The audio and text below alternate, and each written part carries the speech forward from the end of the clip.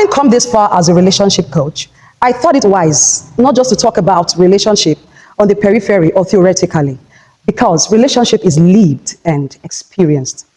So to do this, I decided to start having real conversation with real men, women, girls, and boys so they can share their experience, their journeys, and their growth in their relationship. To begin this journey, I'm going to start with someone special. Let's welcome him. God bless you, ma. God bless you, sir. Welcome, sir. Thank you. We are glad to have you here. Thank you. Thanks for honoring our invitation. God bless you, ma. So, he is Pastor Apostle Felix, anointed Imoekuede. By the grace of God, I'm the senior pastor of our Embassy Deliverance Ministry. Thank you very much, sir, for that correction and that introduction. So, I'm speaking with the General Overseer of Power Embassy Deliverance Ministry. So, today we're celebrating him as he's celebrating his birthday. Happy birthday, sir, before we continue. Thank you. So, we're not just only going to talk about his birthday, we're also going to talk about his ministry and his relationship. So, welcome, sir, once again. Thank you, ma. Good to have you here. Thank you very much, sir. So, I think I should begin this way to ask you, since it's your birthday, how do you feel? How do you feel? Can you share your experience? How you're feeling since it's your birthday? By the grace of God, the feeling are so much, so deep, and so memorial. Because it's a thing of joy that God's mercy and grace has kept me for another 365 days. I think this same time last year, I marked additional year to my age. Then this year again, being alive is not because I am a righteous person merely, it's just because of the mercy and the grace of God.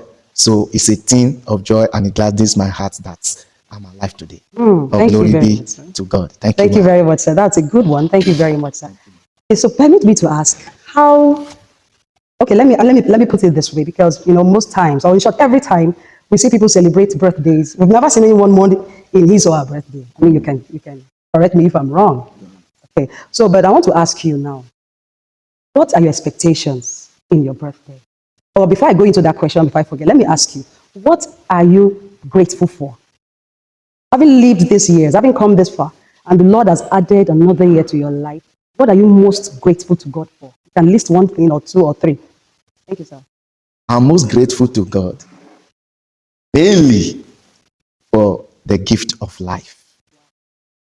And see me being worthy enough to be his choice servant as a prophet of his, and committing people to me under my care to nurture them for eternity. I am most grateful for that. There's nothing I'm most grateful for than the gift of life. I see. Thank you, ma. Thank you very much, great man of God. Let me ask this one more question concerning your birthday. What are your expectations? I know every year, most times, even before the birthday will come, you'll say, God, can you just give me a birthday gift? Can you give me a birthday gift? So I know God has given you your birthday gift, but I want you to share with us, what are your expectations, at least for the next 1 year before you celebrate your birthday?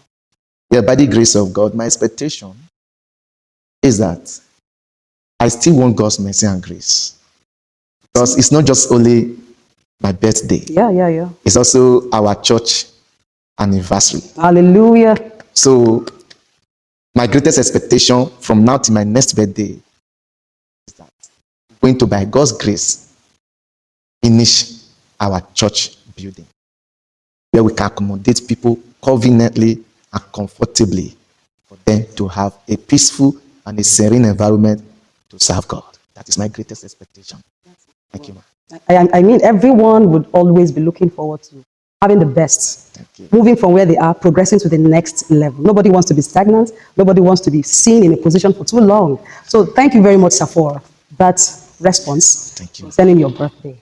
So, sir, permit me to move on to church ministry.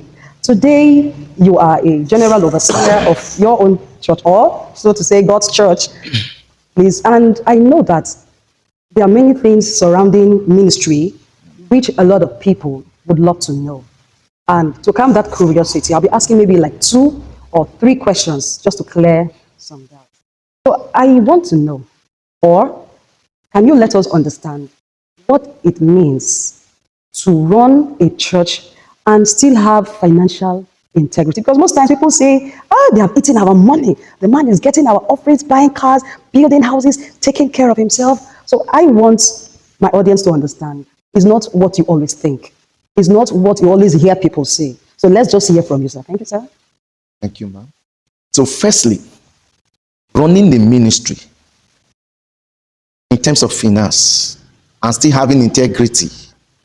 Firstly, integrity of church finance is measured by God. Some persons can tell you, I don't touch church money. They may be true, they may not be true. Only God actually knows if he is actually touching the money or not. Of course, God sees everything. The truth of the matter is that as a pastor who wants to do the work of God, you must first understand that even the money coming from the church cannot run the church effectively. I see. I've been in this system by the grace of God for over 18 years. Wow, I think that's a good one there. I became a pastor November 15, 2007. So over these 18 years, I should be able to tell the people out there that if ministry is what you are called to do, you must first understand that it will take much from you before it can give you back in return. Exactly. So you cannot go into ministry because of money. If that is your motive of going into it, you'll be frustrated and you will withdraw from ministry. So running the ministry financially and still having the integrity is based on God measuring your sincerity, and secondly, you having a discipline to make sure that the money generated from the church offering, tithe and the rest are judiciously used for the purpose and the running of the church. But one thing I believe is that if God call you, he will make provisions for you. So you feeling like depending on church finance to maintain yourself or do your personal stuff, while the church that generated such money is suffering of maintenance, is not a sign of integrity. I see. So you must make sure you are transparent to yourself, you are sincere to yourself. God knows that you are doing it the way he wants you to do it. So to run the ministry financially and still be stable and still be balanced and still retain your integrity, one, I must say that you cannot just depend on the money coming from the ministry. You will have to, either you are engaged in some other activities, some other kind of businesses to generate money to enable you run the church, because the money coming from the church can't run the church. So if you depend on the money coming from the church, you will be frustrated. Before you know, you start preaching heresies. Before you know, you start doing what God has not or can never approved for you to do. So it is possible to run the ministry finance and still have your integrity. Yes, sir. Thank you, ma'am. Thank you very much, sir. I'm going to, based on what you've just said now, I'm going to ask you one more question or two. Like you said, God is the only one who can see your accountability and your integrity. Yes. So my question now is there any measure or system you put in place to check the income and the expenses of the church? Is there anything, any system? Is there like a church board or an organization that oversees the income and the expenditure of the church to ensure proper accountability? I don't know. Okay. The level of our ministry is at the moment, I really don't have a board or a committee that are doing that. The reason being that the level we are at the moment, I make sure I supervise the income entry the church. Though I am not fully in charge by handling the income, people record and they give to me every service. They must give me reports. Yeah. I know what happened that very service. That means you have a system there, the recording. Okay. Yeah. So I must make sure I knows what is going on there, what happened in that particular service. Then we know, okay, as a social service, this was what happened in the church. This was the income that came into the church. I will sign. Treasurer will be there. Treasurer, they have over the money to you. Is the money complete? He say yes, sign. But if at the end of the day, at the end of the month, you want to balance the account and the account does not tally, treasurer, financial secretary, and the rest of you, yes, you will pay the remaining balance, because you people gave me record. It's the record you gave me that I endorsed that, okay, this is what is on ground. So that's just it. We have a system for that, which is the recording system. Exactly. Just like, sorry to cut you, sir. Just like you said that the church for now is not having the capacity to engage an external body to take care of it. Yes. But from what you have just mentioned, I think my audience would be able to understand that there is a system that is actually making sure that every income and expenses is properly accounted. Yes, sir. All right, so to still ask you a question that led to what you said, I want to know, like, still running the church and doing something extra, maybe like one or two things that one could do, maybe like, do you call it like a side hustle or something? Because what is that extra thing or extra things that a general overseer, a man of God, a pastor can actually do to help to, boost his income, help him take care of himself, meet the basic needs? Okay, outside the church finance, if you want to actually survive in ministry, especially in this end time, if you want to actually survive in the ministry, you must not just depend on the church finance. You must go get something else you're doing. You must have business. Okay. If you are a pastor who is married as a general overseer, you are into full time, make sure you establish your wife. Your wife must be established. Make sure she has something she's doing where you people can be generating income to take care of yourself, the family, and also the church. Because the church also need that external income. Because the income coming from the church can't run the church. So as a pastor, I have other means. I generate money, income, apart from the church. If I even the church offering and tithe, I don't touch it. I don't touch. I have other source of income where I generate my money from, not majorly church offering. Okay, sir. Though some people don't know, they think every pastor into ministry because of the money. No, what pastor goes through just to maintain the church, the money coming from the church can't even pay the pastor back. So that just is. So we have other source of income where we generate money. Thank you very much, man of God. I think concerning financial aspects, I think I'll be suspending it for now, because if we want to keep talking about finances, Yes, then the video is going to we're going to be talking about finances all through. So I think we'll do a reschedule for finances in ministry. So, sir, before we round up concerning ministry, I believe there are one or two challenges which you have faced, and tell us how you've been able to face them, as in face them, go through it, come out of it, and you're still standing today. Oh, by the grace of God, ministry is not an easy task. Despite people think ministry is easy, pastor goes into church work because they want to generate money. No, the hardest work on earth is ministry, the work of God. The hardest work in this ministry work with God, we have seen things that naturally, as a human being, you will not allow such things happen to you. But for the sake of the cross that we have carried, we just accept them to fulfill the scripture. Now, in ministry over these years, I've seen a lot of things. I've experienced a lot of things that at the end, all glory belongs to God. Because ministry is not easy. You will totally sell yourself to God. You have no other life to live for yourself. In ministry, we have experienced blackmail, we have experienced setback. Wow. No, we go into things thinking it's going to make us better. At the end of the day, it doesn't work. It causes us setback, breakdown, and all of that. Sometimes, even in ministry, you'll be looking for people to pour out your pain to as a pastor. Nobody. There will be nobody to understand. I came to discover that in this ministerial work, you will see a pastor who is bleeding. Only him and God knows that this pastor is bleeding. He will still be happy, blessing people. And trying to stop the bleeding of others. He will be stopping the bleeding of others, blessing others, while himself or herself is bleeding inside. I can understand, sir. People want pastors to carry their problem on their head, but they can't carry the problem of the pastor on their head. Not at all. People want pastor to understand them, but nobody can understand the pastor. Pastor will be in pain and still be praying for people. At some point, Sunday service, on Sunday morning, I was on drip. On Sunday morning, I had to tell them to remove cannula, cover myself to still go and preach in the church. No member knew I was down. So ministry come with a lot of challenges.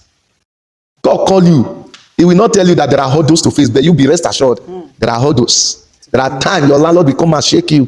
There are times there will be no food in your house to eat. There are times you'll be in need of money. There will be no money. But all of this is a process. Yeah, process. By the grace of God, where we have gotten to today is a product of the challenges we've gone through in the past. Because I come to realize if there is no challenges, God can't push you.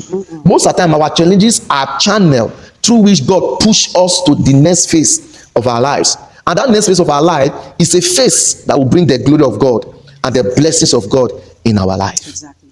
So to round up this session, or this part of question, what's your advice or encouraging word for the young ministers that are coming in, even those that God has called and told them, raise me a generation, raise me a nation, raise me a people, single-handedly, without just starting from somewhere. Maybe they were actually somewhere and they've gotten the conviction to just leave, start their own. So what's your encouraging word? What's your advice? Firstly, to those who are trying to come into ministry, make sure you are called by God. Don't come into ministry because you see another young man of God is into ministry and is doing well. You might not have known how far that person has gone with God. You only know he's a young minister, he's doing well. He might have paid the price that you that is planning to come in cannot pay. That's number one. Make sure you are called. And if you are called, ask God for your area that he wants to use you. Area of specialization. Then outside that, also ask God for direction. And above all, be patient. I think that's the key word, patient. Patient is the bedrock for any minister who want to make it and succeed in ministry. Then to the other side, for those who are like somewhere, God has spoken to them, they should leave and go to the other side and start up a fresh work. Yes, God do speak. When Samuel was under Eli, God was speaking to Samuel.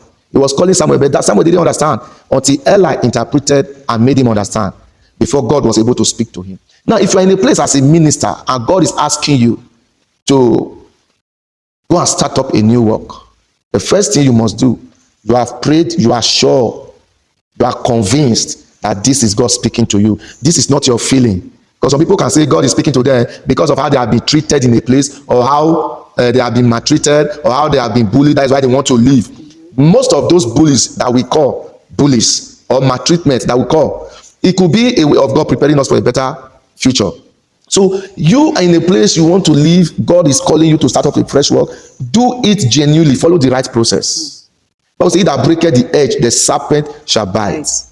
If you didn't grow up where you are, you will not even think that God will call you to go and start up a work somewhere. How you leave a place matters a lot. Now, what do? You are in a place and God is calling you to go and start up a fresh work. Meet up to your next superior. Tell them, this is what the Lord have told me. God have told me this and this and this. Please join me up in prayer. If God is the one truly speaking to you, Bible says in the mouth of 2 or 3 witnesses, the truth shall be established. So when somebody join you up in prayer and that conviction come again, then another person, that conviction come, then it means you are not speaking for yourself now, you are speaking on behalf of the man that is asking you to do this thing. Then if you are finally approved to go, do it honorably, resign. And that resignation should not just be immediate, because there's no way you will leave an organization by resigning today, tomorrow you are quitting. You will give them some time notice. By so and so time, I will want to leave to start up the work that God has committed in my hand. And in doing that, do it in all truthfulness, in all sincerity, and in all genuity. So be transparent. Let them know the reason you are leaving. God said you should go and start, so that where you are living, they can bless you with all of their heart for the sole purpose of living.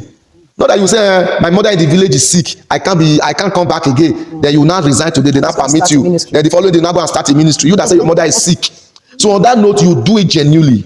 How you live a place matters a lot, because the place you are living now, they have been built into you. They have built you over the years. They have imparted your life. Exactly. You can't just live like that. So you do it through the good and genuine process, so that in case of next time, you can still walk into that place and still have a fellowship with the people.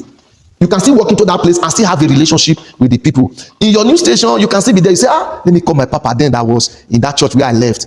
Daddy, please, can you come and bless us? That relationship must still continue. So you must do everything genuinely. If God is asking you to leave, make sure it's God. But along the line, woman of God. Not everybody will say accept that. Yeah, exactly. That's what they will say. It's not God that is speaking to you. Exactly. But provided you are sure it's God. And don't cut any corner. Follow the right process to get yourself out, get your freedom, and go and do the work of God. Oh, thank you so much, man of God. We've talked about your birthday. We've talked about the ministry. So let's talk about your relationship. Let's understand. We know that as a married man, it's not easy to actually cope with someone in the house who had a different orientation. You had a different orientation, and you've been able to come this far. I want you to tell us the challenges you've passed through in your relationship, how you've been able to overcome them. Thank you. Okay. I think this is going to be very, very shocking, mind-blowing. Wow. In terms of relationship, I've really not experienced a sweet one. Okay. Let's be real. Okay. I've really not experienced a good relationship, despite my kind of person. At a point, I was even telling God, it's like, God, you arrange everything for me. But this relationship aspect, if I say not join my destiny. So if I say I don't forget, but a voice kept telling me, no, you it's not the right person you've met. The truth of the matter is that relationship is not easy. But you must make sure you are doing it with somebody who is ready to do relationship. Not somebody who feel like relationship is one-sided. Relationship is not just one-sided. You contribute, this one will contribute. You know how to put things together, relationship will be sweet. Exactly. But when somebody feel it is your duty to carry the relationship on your head, and why me I would not be the one to be playing as if it doesn't concern me, it's not a good thing for relationship. In the area of relationship, I've really not been favored. I've really not enjoyed the kind of relationship I want to enjoy as a pastor and by the grace of God as a GO. Normally, I don't use that word GO. Exactly. I think I prefer that word GO. Yeah. So I call them GO when they are GOs. I normally don't use the word GO, but let me just use it just for the sake of this interview. I've really not been favored. And it's really a disturb to me. And relationship has really caused me a lot of setback, both in my personal life, in my financial life, and in my ministry. But in all, I just thank God. His mercy and grace is what is speaking and keeping me and speaking for me. If not, relationship would have long ended my life as a pastor, if not for the mercy of God. So I've really not been favored in relationship, and I pray God will make all things beautiful. Amen. In His own time. Yeah. Thank you, I think you've been very sincere in that aspect, and I want to give you kudos because it's not everyone that will come out today. I mean, to public and speak this way. Yeah. So you speaking this way shows that it's really from your heart. And let me ask this question.